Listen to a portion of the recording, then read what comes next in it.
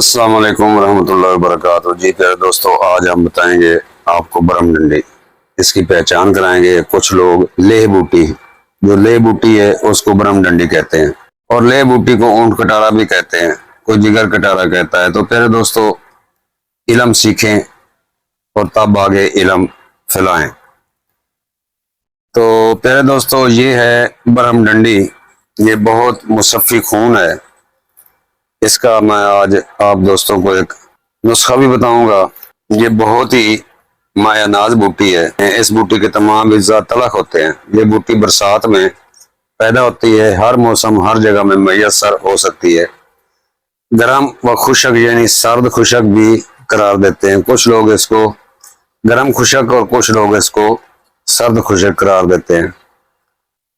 افعال: مقوی جسم، مقوی اعصاب و مقوی حافظہ، مصفی خون، چہرے کی رنگت نکھارتی ہے، آتش سفید داغ، جریان و سیلان منی کو روکتی ہے، ضعف با کے لیے دافع ہے، بول الدم کو نافع ہے، طب ہائے کونا دیگر ادویات کے ساتھ استعمال میں لائی جاتی ہے۔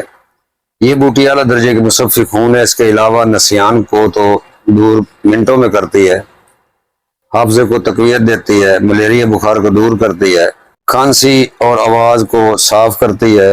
خوراک 3 ماشا سے 7 ماشا سبز و تازہ 1 تولہ تک استعمال کر سکتے ہیں۔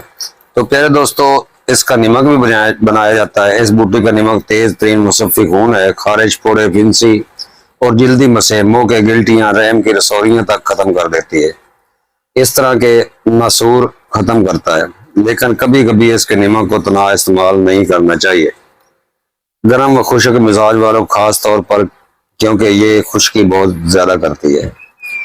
برہم ڈنڈی سبز ہو تو 12 گرام اور اگر خشک ہو تو 6 گرام لے کر مرچ یا 7 عدد کے ساتھ پانی میں پیس کر چھان کر چند روز پینے سے حافظہ تیز ہو جاتا ہے۔ اگر جسم پر خارش ہو، پھوڑے پھنسیاں نکلتی ہوں، داد، چنبل وغیرہ امراض کی شکایت ہو تو وہ بھی دور ہو جاتی ہے۔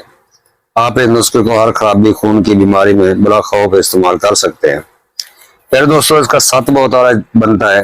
اس کا ست نکال کر رتی رتی گولیاں بنا لیں۔ ست کیسے نکالنا ہے کہ اس کو پانی میں ابالیں، اتنا ابالیں کہ یہ گل جائے۔ اس کے بعد ہاتھوں سے مل چھان کر پون کر پانی کو مقطر کر لیں۔ مقطر کر کے اس کو آگ پر رکھ کر خشک کر لیں، اور جب حلوہ ٹائپ بن جائے اس کو ریت کے اندر کر کے خشک کریں، تاکہ یہ بوٹی کا ست جو ہے وہ جلے نہ۔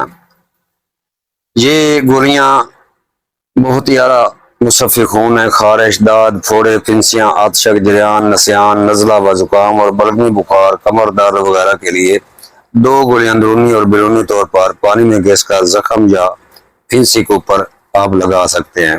جو بھی جڑی بوٹی دکھاتا ہوں پوری ذمہ داری کے ساتھ دکھاتا ہوں، کبھی بھی ایسا نہیں ہوتا کہ دیکھی اور ایسے ہی بول دیا۔ تو پیارے دوستو، علم سیکھنا چاہیے، علم سیکھنے کے لیے ہوتا ہے، اور جو سکھائے اس کا احترام کرنا چاہیے۔ یہ نہیں ہے کہ غصہ کر لیں تو علم غصے سے نہیں سیکھا جاتا، پیار سے سیکھا جاتا ہے۔ حکماء حضرات اپنے تجربات سیل نہیں کرتے، بلکہ وہ خدمت کے عوض میں یا عزت کے عوض میں سب دوستوں کو بانٹ دیتے ہیں۔ بانٹنا چاہیے، میرا سلوگن ہے، جو سیکھا ہے دے کر جانا ہے، آنے والی نسل کے لیے اور انسانیت کے لیے۔